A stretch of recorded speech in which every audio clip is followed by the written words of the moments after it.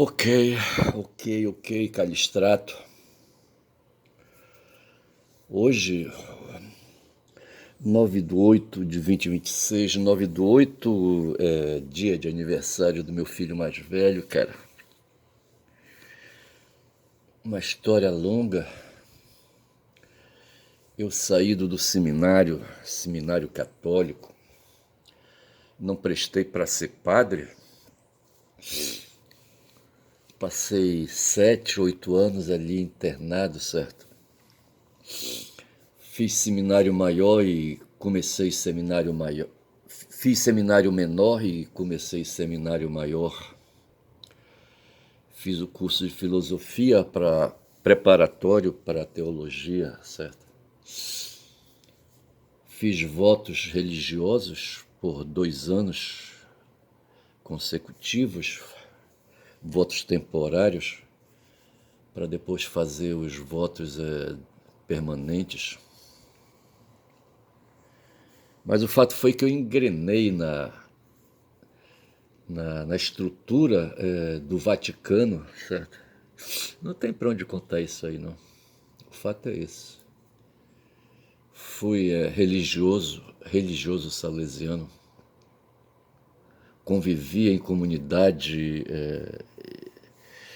de irmãos salesianos, congregação fundada pelo Padre Bosco em Turim, na Itália, no século XIX. Ele catava moleques pelas ruas ali de Turim para dar, sabe, atenção, rapaz, os moleques largados ali, sabe, eu não sei que tempo era aquele, sabe, eu acho que ele já era a segunda revolução, a segunda revolução o quê, rapaz?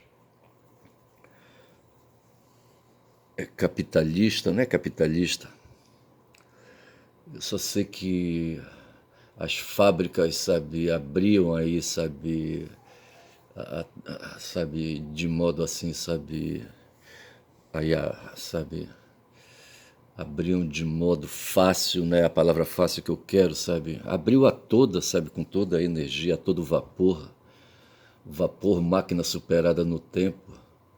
Como é que te chamem a primeira revolução,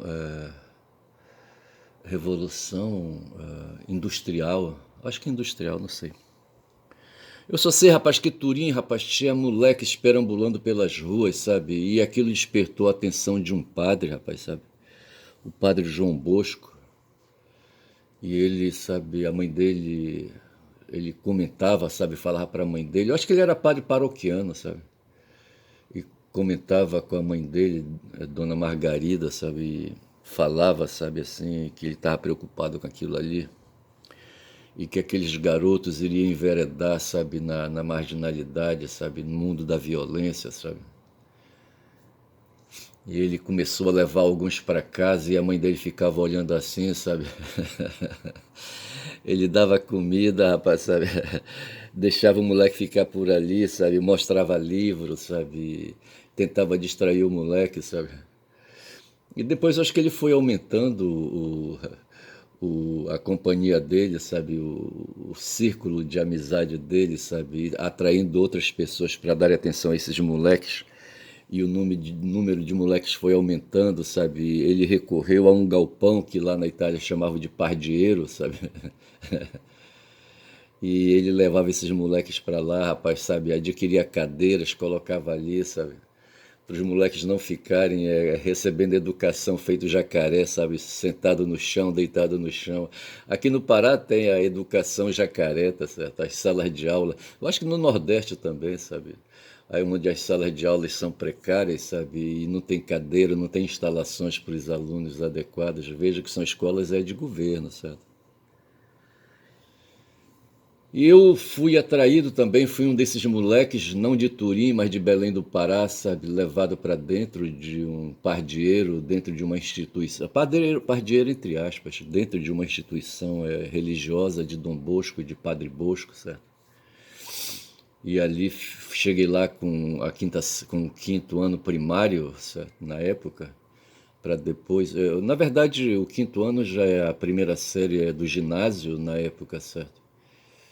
isso na década de 60. E depois do ginásio, para quem estava fora, havia o secundário, que corresponde ao ensino médio hoje, certo? Então eu cheguei lá para fazer o ginásio, levando já na sacola o primário, certo? Por esforço da minha mãe, rapaz, olha, porra. A última escola de estado, de governo, sabe, que eu estudei aqui, a escola pública, foi o Colégio Frei Daniel, hoje chamado Frei Daniel Samarate, eu acho. Mas na época era só Grupo Escolar Frei Daniel, eu acho, não sei. Eu me lembro da Miriam, era minha professora de quarta série, certo? Era evangélica. Evangélica não, era protestante. Rapaz, eu só sei, rapaz, que eu tô com 5 minutos de vídeo enrolando, rapaz, lembrando aqui, fazendo reminiscências, rapaz, fazendo crônica, não sei se isso é crônica, rapaz. Sei que é cronos, crono é tempo, certo? Eu tô voltando atrás no tempo, tá certo? Porra, bicho. E tô lembrando do meu filho mais velho que faz aniversário hoje. Mais tarde eu vou me reunir com eles, tá? Eu vou olhar mais tarde aí o zap, sabe? De quantos vão, de quantos de 5 vão, certo? Sei que tem 4 já garantido, rapaz. Falta o meu do meio, rapaz. Ai, ai. Vamos ver se ele vai. Mas se não for, não tem problema, sabe? Rapaz, eu só sei que é isso, tá certo? Mais tarde eu vou me reunir. Mas deixa eu avançar aqui na leitura. Eu vou pedir licença para Guma. Ontem eu falei, sabe, com licença, Guma. Ontem eu falei do Bloch. O Bloch é esse cara que tá aqui, rapaz. Das Prinzip Hoffnung. O princípio esperança, o princípio da esperança, tá certo? O Bloch é marxista, tá certo? Bloch é crente na transformação social, certo? Bloch contra o capitalismo, Bloch contra o imperialismo, sabe? Vai ver, tá certo? E, sabe, um sujeito. Ele estava ali, rapaz, me parece que ali naquela coisa da guerra braba, sabe? Eu não sei, da Segunda Grande Guerra, não sei se ele saiu. Ele terminou indo para os Estados Unidos, sabe? Depois de passar por vários lugares, sabe? Aí não se deu bem nos Estados Unidos, aí me parece que a guerra acabou, sabe? A Segunda Grande Guerra acabou. O Hitler estava no comando lá na Alemanha, sabe? Na Europa.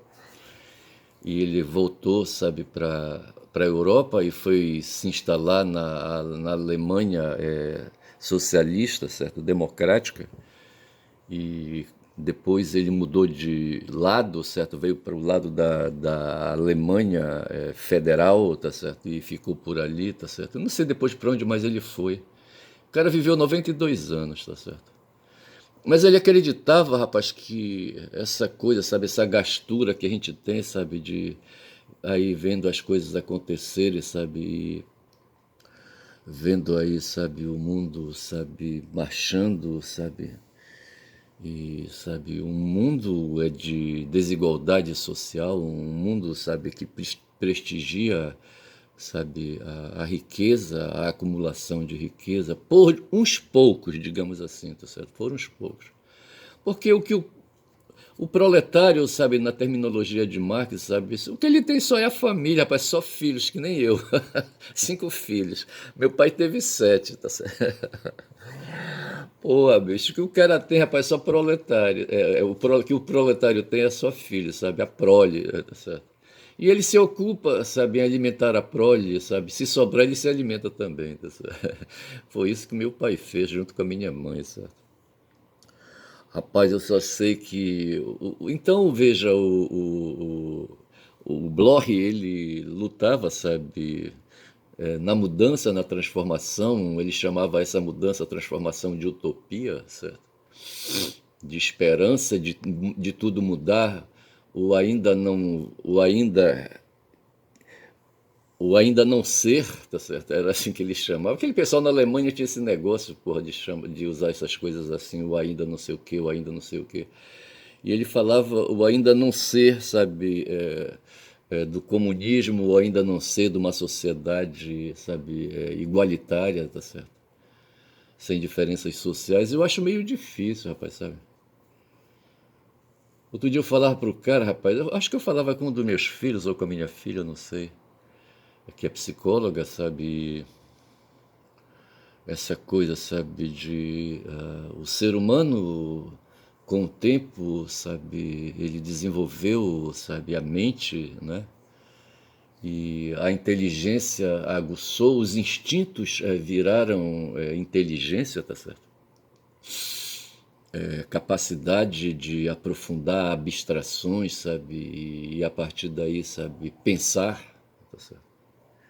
É incrível essa coisa do pensamento no ser humano, sabe? E tem todo então um trabalho que necessita ser feito ao lado do trabalho, sabe, de cuidados do corpo.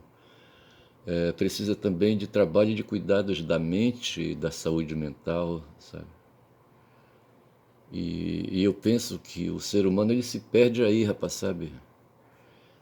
Em disfunções, no meio de disfunções orgânicas, né? Físicas, que interferem na saúde mental, certo?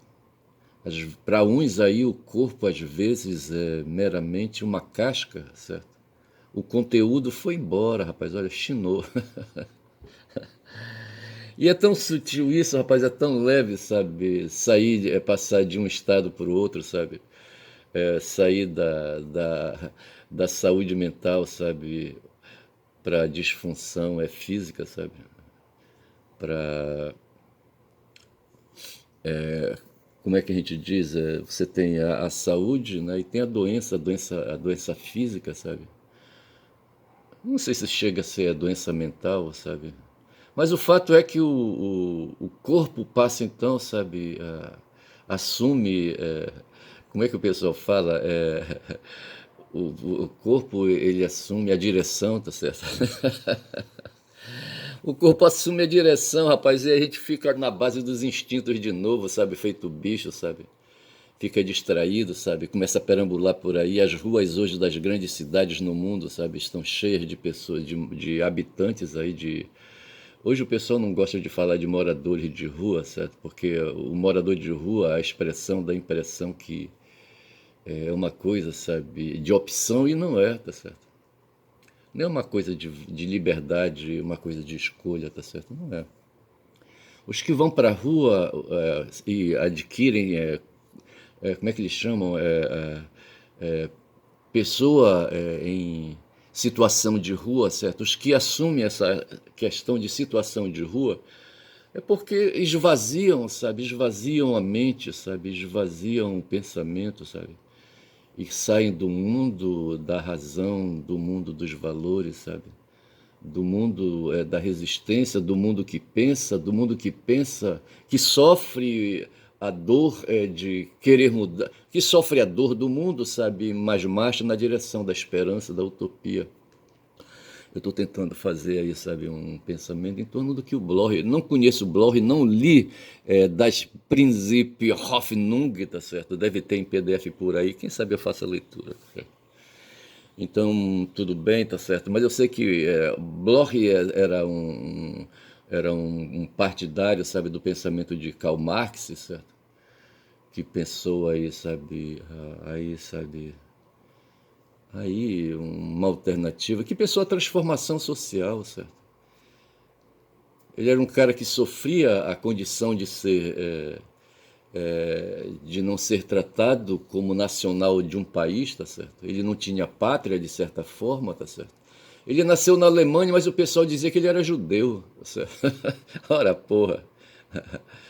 O semitismo dele, rapaz, está longe, está lá na Judéia, rapaz, na Judéia, 2000 anos atrás, eu acho, sabe? Não sei, mais tempo atrás, eu não sei, tá certo? E se for pensar assim, a minha situação tribal também está ali na Ibéria, certo? No mundo ibérico ali, sabe? Ou então está ali, sabe, no Tapajós, tá certo? Por parte da linhagem da minha mãe, tá certo? Em comportamento de tribo ali, sabe? De nômades que vieram, sabe, varando aí e foram ali, rapaz, ficaram aqui no norte, rapaz, bem ali, rapaz, olha, no norte, aqui no Pará, tá certo? E ali no centro-oeste do Pará, rapaz, olha aí na região do Tapajós. E o Marx, então, ele sofria a dor, sabe, de ser um cara sem pátria, certo? Um brasileiro que vai para os Estados Unidos, ele é chamado de latino, chamado de latino. Tem uns caras aí, rapaz, lá em Portugal, que chamam de brazuca, tá certo? Uns filhos da putas. Os argentinos que chamam os brasileiros de brazuca, os argentinos são outros, rapaz, que não prestam, sabe? Tem origem estragada. Eu só sei que agora alguns têm uma consciência, uma dor, certo, de ser colocada em dúvida quanto aos seus valores, sabe, né? E Marx, então, sabe, nasceu judeu, não sei qual foi, não vou lembrar agora o nome da cidade, Trieste, o nome da cidade que ele nasceu, certo? Nasceu em solo alemão, mas o pessoal dizia que ele era judeu, tá certo? E eles tiveram que largar a tradição de crença no judaísmo para assumir aí, sabe, a crença artificial no cristianismo, tá certo? Se tornaram católicos por forças ali, sabe, das pressões sociais ao redor, tá certo? Então veja o que o Marx passou nessa situação junto com o pai dele, certo? Com a mulher, com a mãe dele, sabe? E ele próprio com a família dele, sabe? O Marx foi bater, rapaz, na Inglaterra, sabe? Porque em outros lugares não o aceitavam, sabe, como nativo, sabe, da Alemanha, tá certo? Não aceitavam, não diziam que ele era judeu. E o Bloch, eu acho que foi a mesma coisa. O Bloch ele foi para os Estados Unidos, mas não, acho que ele não conseguia trabalho, rapaz, um cara que tinha formação, certo, para lecionar. Mas não tinha trabalho e ficava perambulando nas bibliotecas ali, sabe, nos Estados Unidos, nas bibliotecas das cidades por onde ele passou.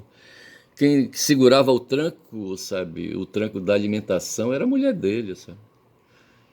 E tudo isso constitui dor, rapaz, e por isso ele pensava, falava de desespero, sabe, no sentido de carência, né, de esperança, carência de utopia, e pensava num lugar, sabe, ou ainda não ser, tá certo?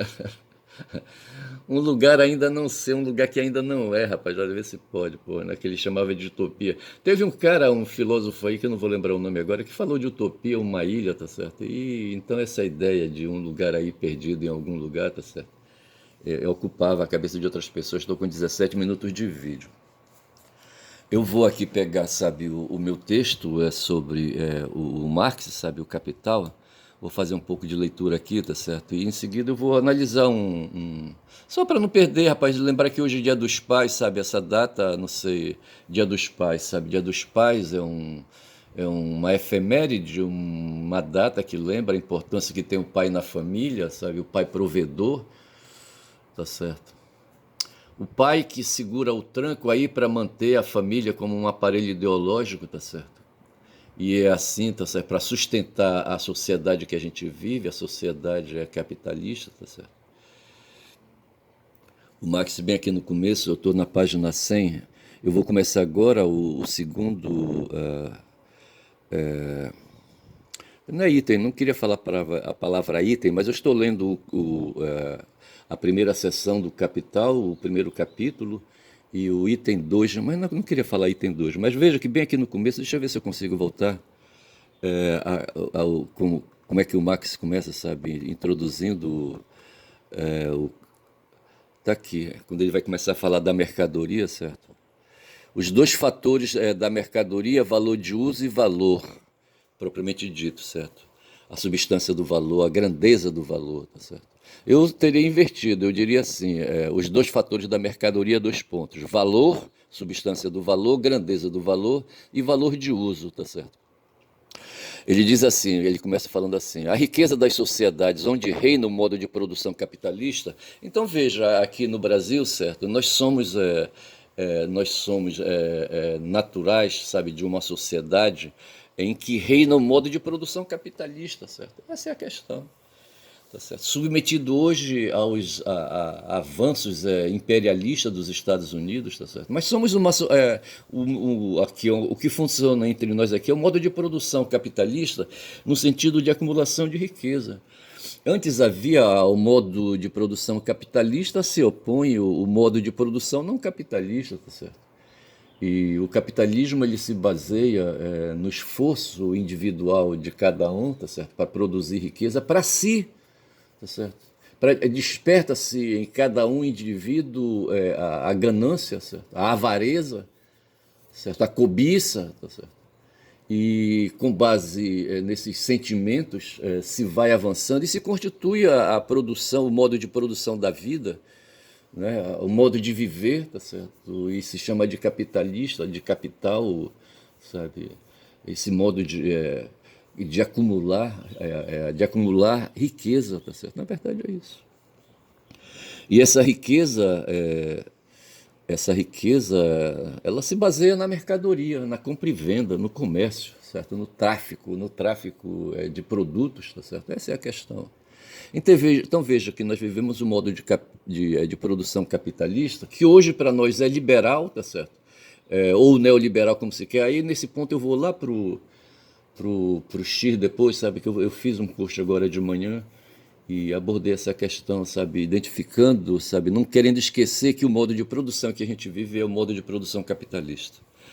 Tá certo? É onde as mercadorias imperam, tá certo? É o modo de produção baseado na mercadoria, certo? Na mercadorização, ou mercialização, como citou o Marx. Deixa eu ir lá para a página 100. Aqui, tá certo? Bora ver o que acontece. O duplo caráter do trabalho. Veja que ele falou antes, é o duplo, a dupla natureza do valor, tá certo? Foi isso que ele falou? E onde ele destacou o valor de uso e o valor propriamente dito, certo? E agora ele chamou de um duplo aspecto aí, certo? Como foi que ele falou? Bora ver aqui rapidinho. Bora ver aqui, ele falou os dois fatores da mercadoria, tá certo? Então veja, a mercadoria é o tema que a gente está tratando, tá certo? E o modo de produção que a gente vive, chamado capitalista, é o modo de produção, sabe, da vida, né? Baseado na mercialização, que é essa palavra que ele falou, eu não conhecia essa palavra. Mas embora voltar aqui, tá certo? O duplo caráter do trabalho, veja que ele está dizendo, sabe, que o que vai caracterizar, dar aí, sabe, vai dar constituir um traço semântico, sabe, um traço histórico ao conceito de mercadoria, é o caráter, o trabalho, certo? O trabalho, o valor trabalho. E nesse item agora, o item 2, ele vai tratar do duplo caráter do trabalho, representado nas mercadorias. Ele diz assim, eu estou com 22 minutos de vídeo, eu vou fazer pelo menos uns 5 minutos aqui. Inicialmente a mercadoria apareceu-nos como um duplo de valor de uso e valor de troca, certo? Mais tarde mostrou-se que também o trabalho, na medida em que se expressa no valor, já não possui os mesmos traços que lhe cabem como produtor de valor e de uso. Essa natureza dupla do trabalho contido na mercadoria foi criticamente demonstrada pela primeira vez por mim. Como esse ponto é o centro em torno do qual gira o entendimento da economia política, ele deve ser examinado mais de perto. Tomemos duas mercadorias, por exemplo, um casaco e 10 braças de linho. Consideremos que a primeira mercadoria, ele diz assim, tomemos duas mercadorias, um casaco e 10 braças de linhas. A primeira tem o dobro do valor da segunda, de modo que se 10 braças de linho é igual a V, o casaco é igual a 2V. E rapaz, tem que saber matemática, hein? E não pode desistir, não. O casaco, que é igual a 2V, tá certo? Tem um dobro de 10 braças de linha, é um valor de uso que satisfaz uma necessidade específica. O casaco, rapaz, eu faço um casaco para me proteger. O casaco é uma pele que eu uso, certo? Porra. Para produzi-lo é necessário um tipo determinado de atividade produtiva, a qual é determinado por seu escopo, por sua finalidade, modo de operar, objetos, meios e resultado. O trabalho cuja utilidade se representa assim no valor de uso de seu produto ou no fato de que seu produto é um valor de uso, chamaremos aqui resumidamente de trabalho útil. Sob esse ponto de vista, ele será sempre considerado em relação ao seu efeito útil. Para que serve, tá certo? Sua utilidade. Assim como o casaco e o linho são valores de uso qualitativamente distintos, também o são os trabalhos que os produzem, alfaiataria e tecelagem. Se essas coisas não fossem valores de uso qualitativamente distintos e, por isso, produtos de trabalhos úteis qualitativamente distintos, elas não poderiam de modo algum se confrontar com mercadorias. O casaco não é trocado por casaco. Um valor de uso não se troca pelo mesmo valor de uso, isso é óbvio, certo? No conjunto dos diferentes valores de uso ou corpos de mercadorias, aparece um conjunto igualmente diversificado, dividido segundo o gênero, a espécie, a família e a subespécie, de diferentes trabalhos úteis, uma divisão social do trabalho. Tal divisão é condição de existência da produção de mercadorias, embora esta última, mercadoria, não seja inversamente a condição de existência da divisão social do trabalho. Na antiga comunidade indiana, o trabalho é socialmente dividido sem que os produtos se tornem mercadorias. Repito, na antiga comunidade indiana, está falando lá da Índia, certo? Lá das bandas dos hindus. O trabalho é socialmente dividido sem que os produtos se tornem mercadorias. Ou, para citar um exemplo mais próximo, cada fábrica, digo melhor, ou para citar um exemplo mais próximo, em cada fábrica o trabalho é sistematicamente dividido, mas essa divisão não implica que os trabalhadores troquem entre si seus produtos individuais. Apenas produtos de trabalhos privados, separados e mutuamente independentes uns dos outros, confrontam-se como mercadorias. Viu-se, portanto, que no valor de uso de toda a mercadoria reside uma determinada atividade produtiva adequada a um fim ou trabalho útil. Valores de uso não podem se confrontar com mercadorias se neles não residem trabalhos úteis qualitativamente diferentes. Numa sociedade cujos produtos assumem genericamente a forma da mercadoria, isto é, numa sociedade de produtores de mercadorias, essa diferença qualitativa dos trabalhos úteis executados separadamente uns dos outros como negócios privados de produtores independentes desenvolve-se como um sistema complexo, uma divisão social do trabalho. Eu estou com 27 minutos de vídeo, eu vou parar por aqui, rapaz, eu estou na página 101, tá certo? Eu vou continuar essa leitura, eu estou lendo Marx, cara, isso tem um valor tremendo, cara. Um cara que fez uma revolução cultural, tá certo? Que fez uma revolução histórica, que fez uma revolução, eu não quero falar teórica, tá certo? Que posicionou questões aí vitais para a gente, que estabeleceu um método, tá certo? Outro dia a Rose Martins falava exatamente isso, sabe? Que o materialismo histórico dialético, esse modo de fazer que influenciou a cabeça do Bloch, por exemplo, tá certo? Que deu aí, sabe, uma sugestão para as análises críticas do Bloch, tá certo? É um método, um modo, sabe, de fazer, um caminho a percorrer, sabe?